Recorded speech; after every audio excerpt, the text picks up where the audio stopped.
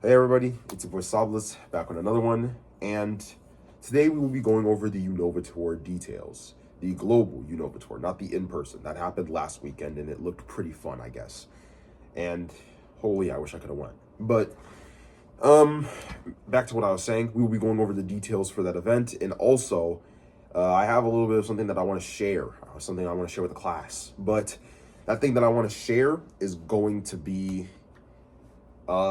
the fact that I'm sorry. I'm sorry that I haven't been posting that much. I know it's literally been a whole entire month since I've last posted. It's been like 30 something days since I've last posted a video on YouTube.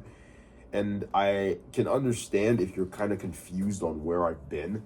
First of all, I would like to say thank you because I still have the same amount of subscribers I had back when I left. So that shows that you guys are quite much literally my fans. I enjoy the fact that you guys enjoy my content enough to wait a whole month, which is completely unacceptable on my part to have you guys wait a whole month for a new video from me. But thank you for waiting. Thank you for, being patient with me. I know I should have said something when I decided to leave for a whole month, but I didn't really think it through.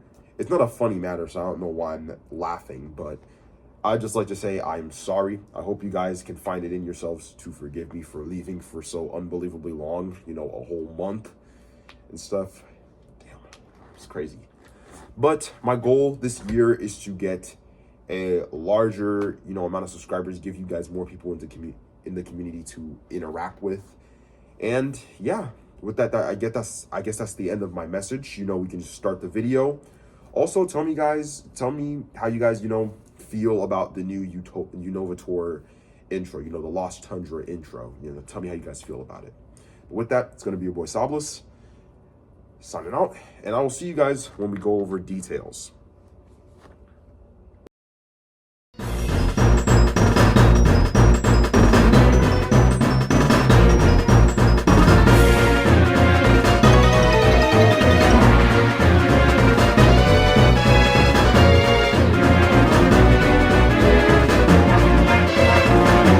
A Pokemon Go Tour event is not a Pokemon Go Tour event without special spawns. The special spawns are split into 4 different habitats. These 4 different habitats being the Winter Caverns, Spring Soiree, Summer Vacation, and Autumn Masquerade habitats. So let's start with the Winter Caverns, which will be going from 10 a.m. to 11 a.m. and 2 p.m. to 3 p.m. And these spawns of this habitat consist of Oshawott, Roggenrola, Woobat, Drober, Tortuga, Minchino, Vanilla, Deerling, Winter, Joltik, Clink, Tynamo, Axew, Cubchoo, and Cryogonal. And now let's move on to the Spring Soiree habitat. The Spring Soiree will last from 11 a.m. to 12 p.m. and 3 p.m. to 4 p.m. And now going on to the spawns, this habitat, the Spring Soiree, consists of Snivy, Pansage, Munna, Audino, Timber, Sawaddle, Venipede, Cottony, Petalil, Ducklet, Deerling Springform, Fungus, Alola Mola, and last but not least, Veroseed.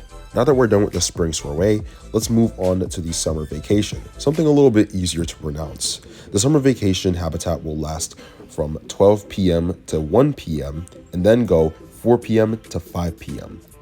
And this habitat also consists of these spawns: Tepig, Lillipup, Panseer, Pidove, Blitzel, Temple, Dormaka, Dwebble, Archin, Trebush, Deerling, Summer, Emolga, Stunfisk, and Rufflet, probably the most valuable of all those spawns. And last but not least, we have the Autumn Masquerade, which will be the last habitat of the day, which will last from 1 p.m. to 2 p.m. and then it will go from 5 p.m. to 6 p.m. to end off the event.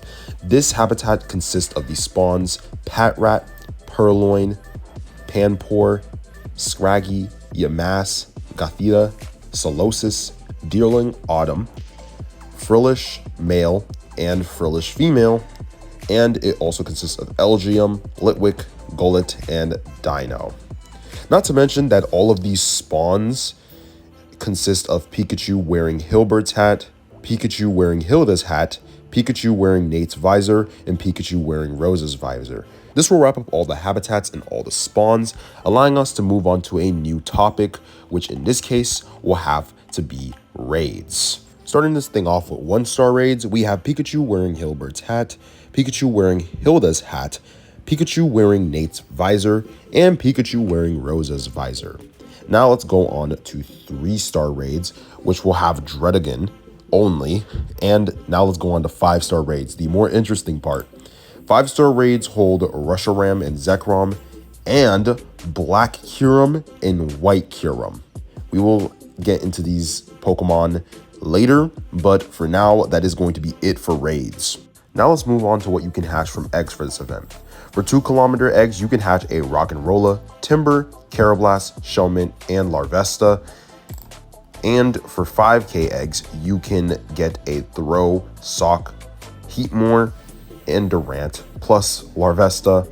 And for 10K eggs, you can get 3 of the new shiny regional Pokemon, Maractus, Sigilith, and Buffalant, plus Larvesta, all in that 10-kilometer eggs. So if you want some of those new shinies, you should go hunt those 10-kilometer eggs. Not to mention that on Incense, you can find unknown A, N, O, U, and V, which spell out Unova if you put them together correctly. So you also get the ability to hunt unknowns from the Incense, plus you also get some research encounters.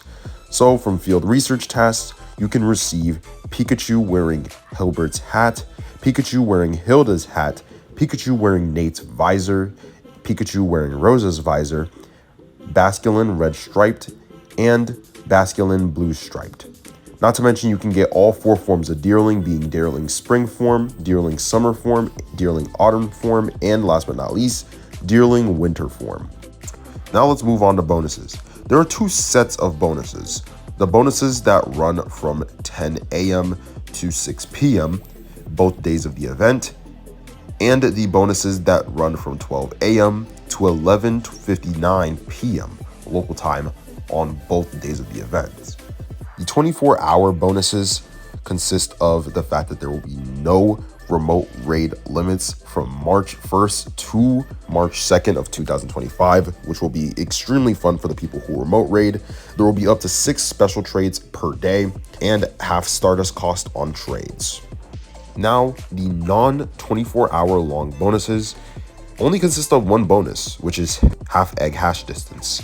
Now that we're done with all the basic event details, let's go over all the new stuff getting added to this event. A lot of this stuff is paid, but overall I still like the direction that they're going for these events. But overall I do feel like it is missing one very important thing. Please give us back Shiny Boost. I want some form of Shiny Boost. I'd love that. But let's get into these extra details. Starting off, you can get a Shiny Meloetta. Shiny Meloetta is making its debut in Pokemon Go on February 24th at 10 a.m. and all the way up until March 2nd at 6 p.m. during 2025, you can buy the ticket for $5 that will give you your encounter with Shiny Meloetta. This will be a Masterwork research, so it will actually take kind of long, but since it's a Masterwork research, it has no expiration date, meaning you can take your dear time trying to complete the research to get your Shiny Meloetta. Now let's move on to new Pokemon debuts. There are only 2 new Pokemon debuting during this event, being Black and White Kyurem.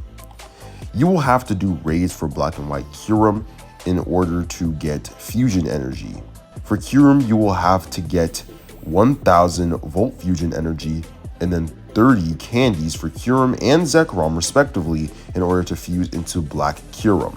If the Kyurem that you used to fuse into Black Kyurem has Glaciate, you can then get the move Freeze Shock.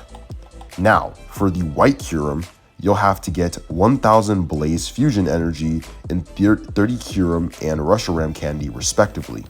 After that, you will be able to fuse into White Kyurem, who, if your Kyurem has Glaciate, you can then get the move Ice Burn. These moves are very powerful, but we'll get into their strength soon. For now, let's talk about what makes these moves so extremely special. The fact that they have adventure effects. Starting off with Black Kyurem's Freeze Shock, by using 5,000 Stardust and 5 Curum Candies, you can use this adventure effect for 10 minutes. This effect does stack, so you can use it, let's say, 6 times to unlock a whole hour of free shock. But after that, during Pokemon encounters, the Pokemon won't be able to move, making them extremely easy to catch. It's like a Napa Berry that never stops or just continuously goes. Now let's move on to the other adventure effect, Ice Burn.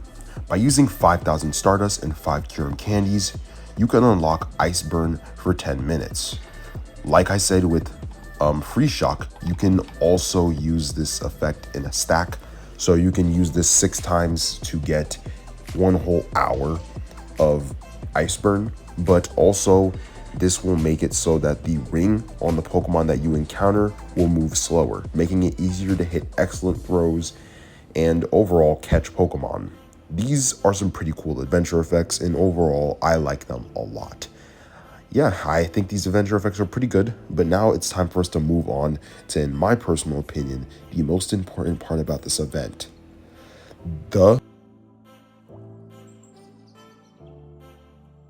Alright then, so with that, that's going to be almost all the details. I know there's also the tour pass, but currently right now, I really don't want to do that because I feel like the tour pass is less a part of this event and more like a gimmick that they're introducing. Hell, we may get another tour pass at the start of next season, you never know. But with that, it's going to be your boy Soblis signing out.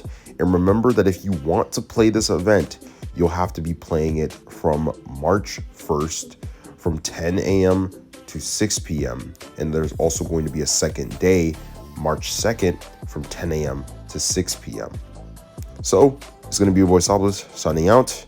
I hope you guys have an amazing Go Tour this year, and peace and happy Pokemon Day.